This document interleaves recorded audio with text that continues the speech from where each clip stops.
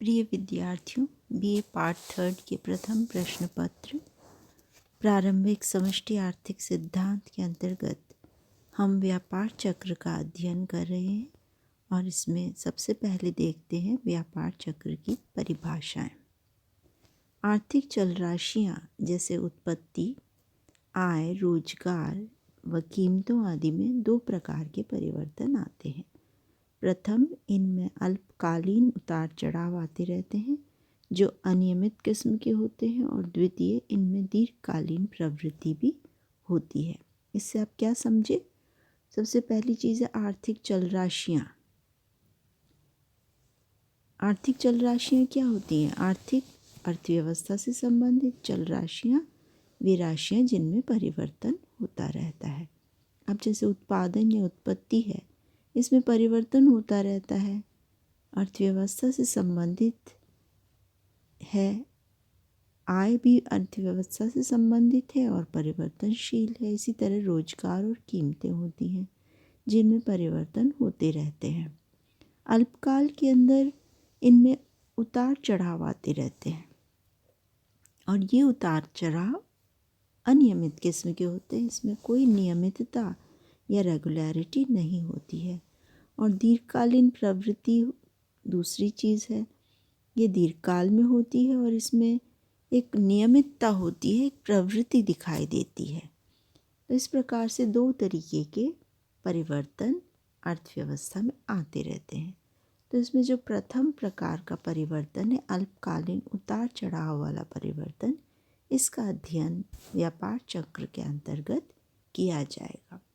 व्यापार चक्र या ट्रेड साइकिल या जिसका दूसरा नाम है व्यवसाय चक्र या बिजनेस साइकिल्स, इनके अंतर्गत द्वितीय क्षेत्रीय प्रथम श्रेणी के जो परिवर्तन हैं उनका अध्ययन होता है और द्वितीय श्रेणी के परिवर्तनों का संबंध विकास या वृद्धि के अर्थशास्त्र से होता है, जो डेवलपमेंट इकोनॉमिक्स हम पढ़ते हैं उसमें होता है। अभी हम मैक्रो इकोनॉमिक्स पढ़ रहे हैं और मैक्रो इकोनॉमिक्स के अंदर हम प्रथम श्रेणी के परिवर्तनों अर्थात व्यापार चक्र या व्यवसाय चक्र जिसका दूसरा नाम है, इनका अध्ययन करेंगे।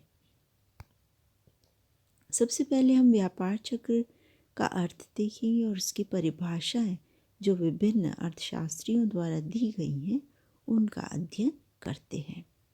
प्रत्येक देश में समय समय पर मंदी और तेजी आती रहती है। अब ये मंदी और तेजी क्या होती है, इसके बारे में हमने काफ़ी पढ़ा है जब हमने क्लासिकल इकोनॉमिस्ट या प्रतिष्ठित अर्थशास्त्रियों के सिद्धांत के बारे में पढ़ा, केन्स के सिद्धांत के बारे में पढ़ा।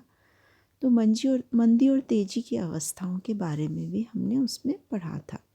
मंदी की अवस्था और तेजी की अवस्था क्या होती है, इसका एक बार रिवाइज कर लेते हैं। इसके बारे में पुनः बात कर लेते हैं कि मंदी की अवस्था वह अवस्था होती है जिसमें उत्पादन कम होता है, बेरोजगारी बढ़ती है तथा कीमतें कम होती हैं। उत्पादन कम होता है, उसकी वजह से क्या होता है, लोगों में बेरोजगारी बढ़ जाती है, लोगों को रोजगार नहीं मिल पाता है और कीमतें उस स्थिति में कम रहती हैं। तीनों चीज़ें जब एक साथ होती हैं तो वो मंदी की अवस्था होती है। कीमतें कम होने के कारण उत्पादक उत्पादन करने में उत्साह नहीं दिखाते हैं क्योंकि उनको लाभ नहीं मिलता है और इस तरह से मंदी की अवस्था में एक निराशा सी व्याप्त हो जाती है पूरी अर्थव्यवस्था के अंदर। लोगों की स्थिति अच्छी नहीं रहती है इसके अंदर क्योंकि बेरोजगारी हो जाती है। इसके विपरीत तेजी की अवस्था में आर्थिक क्रियाएं तेज हो जाती हैं, उत्पादन बढ़ जाता है, रोजगार बढ़ जाता है, कीमतें बढ़ जाती हैं। इन सब में क्या होती है, वृद्धि हो जाती है। मंदी और तेजी के परिवर्तन जो होते हैं ये आते जाते रहते हैं या चक्रीय रूप में होते हैं और इसलिए इन्हें व्यापार चक्र कहते हैं। मंदी की अवस्था के बाद तेजी की अवस्था आती है और तेजी के बाद में फिर से मंदी की अवस्था आती है। इस तरह से ये चक्र चलता रहता है और इसलिए इसको व्यापार चक्र कहते हैं। किसी अर्थव्यवस्था में एक निश्चित समय के बाद मंदी और तेजी के रूप में वाले जो परिवर्तन है उनको व्यापार चक्र कहते हैं। साधारण रूप में हम इसके अर्थ को इस तरह से दिखा सकते हैं। ये परिभाषा भी आप याद कर सकते हैं जो कि एक साधारण रूप में दी गई परिभाषा है कि किसी अर्थव्यवस्था में एक निश्चित समय के बाद मंदी और तेजी के रूप में आने वाले परिवर्तनों को व्यापार चक्र कहते हैं। सबसे पहले हम देखते हैं लॉर्ड केन्स के द्वारा दी गई परिभाषा। उनके अनुसार व्यापार चक्र अच्छी व्यापार अवधि जिसमें कीमतों में वृद्धि, बेरोजगारी में प्रतिशत गिरावट होती है, और खराब व्यापार अवधि जिनमें कीमतों में गिरावट तथा बेरोजगारी के प्रतिशत में वृद्धि होती है का योग होता है। तो उन्होंने इसे क्या बताया है? योग बताया है, जोड़ बताया है। दो चीज़ों का जोड़ है, एक है अच्छी व्यापार अवधि और दूसरी है खराब व्यापार अवधि। दोनों प्रकार की अवधियाँ एक के बाद एक आती हैं, और जब इनको पूरी अवधियों को जोड़ दिया जाता है, दोनों अवधियों को जोड़ दिया जाता है, तो वो बन जाता है एक व्यापार चक्र। लॉर्ड केन्स जो ब्रिटिश अर्थशास्त्री हैं, जिनका केन्स का सिद्धांत हमने विस्तार से पढ़ा था, उनके द्वारा दी गई है ये परिभाषा। और अच्छी व्यापार अवधि है जिसमें कीमतों में वृद्धि होती है और बेरोजगारी में कमी होती है। प्रतिशत में कमी इसलिए क्योंकि बेरोजगारी को प्रतिशत के रूप में मापा जाता है, तो इसलिए बेरोजगारी में कमी होती है। खराब व्यापारी अवधि कौन सी? जिसमें कीमतों में कमी आती है और बेरोजगारी बढ़ जाती है। तो उस स्थिति में जो है मंदी की स्थिति हो जाती है। तो केन्स ने इन दोनों को कहा अच्छी व्यापार अवधि, जिसे हम तेजी कह रहे हैं उसको उन्होंने कहा अच्छी व्यापार अवधि, और जिसे हम मंदी कह रहे हैं उसको उन्होंने कहा है खराब व्यापार अवधि। और इन दोनों अवधियों को यदि जोड़ के पूरा समय लिया जाए तो योग हो गया, वो योग कहलाता है व्यापार चक्र। इसके बाद में मिशेल की परिभाषा।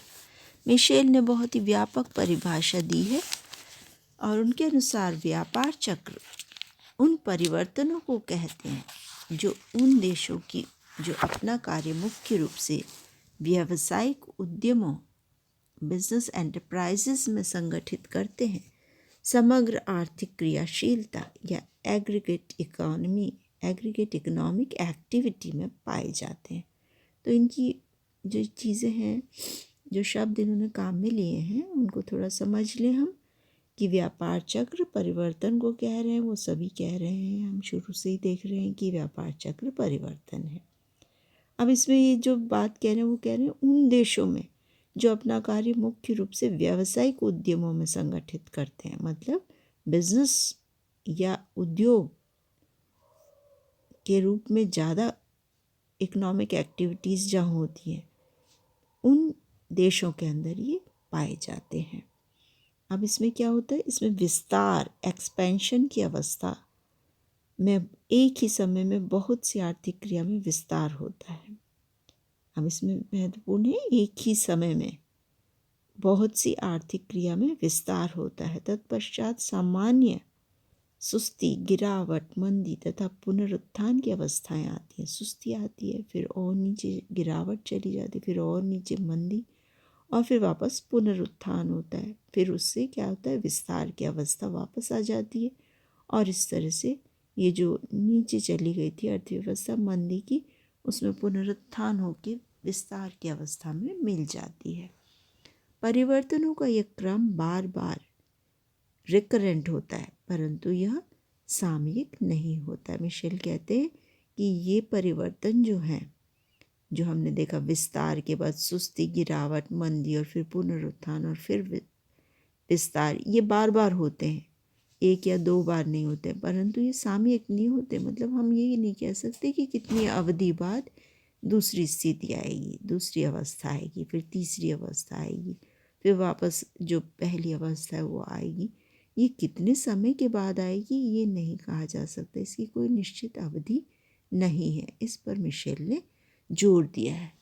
तो हम ये देख सकते हैं कि इस परिभाषा से जो बातें ज्ञात होती हैं, पहली तो ये कि व्यापार चक्र पूंजीवादी या मिश्रित अर्थव्यवस्थाओं में होते हैं, समाजवादी या साम्यवादी अर्थव्यवस्थाओं में नहीं होते हैं। मिश्रित या पूंजी अर्थव्यवस्थाएं जो हैं वो स्वतंत्र उद्यम वाली अर्थव्यवस्थाएं हैं, जिनमें ज़्यादा औद्योगिक उत्पादन इत्यादि होते हैं, उनके अंदर ये अधिक पाए जाते हैं। इनका संबंध सभी आर्थिक क्रियाओं से है। दूसरी बात क्या है कि सब जो संपूर्ण हमने देखा समग्र आर्थिक क्रियाएं हैं, उनसे इनका संबंध है। व्यापार चक्र की 4 अवस्थाएं हैं, ये भी इन्होंने बताया। विस्तार की अवस्था, सुस्ती की अवस्था, मंदी की और पुनरुत्थान की अवस्था। व्यापार चक्र की अवधि के लिए इन्होंने बताया कि वो निश्चित नहीं होती, परंतु ये बार बार होते रहते हैं। हेंसन ने जो परिभाषा दी है वो इस प्रकार है। व्यापार चक्र विशेष रूप से अर्थव्यवस्था के औद्योगिक खंड की एक अभिव्यक्ति है, जहाँ से समृद्धि या मंदी अत्यधिक अंतर संबंधित आधुनिक प्रणाली में अन्य समूहों में पुनः वितरित होती है। तो इन्होंने भी कहा है कि औद्योगिक क्षेत्र जो है अर्थव्यवस्था का, उसी में ये दिखाई देती है मुख्य रूप से। जहाँ हम देखते हैं, जहाँ इसकी अभिव्यक्ति होती है, वो है औद्योगिक क्षेत्र।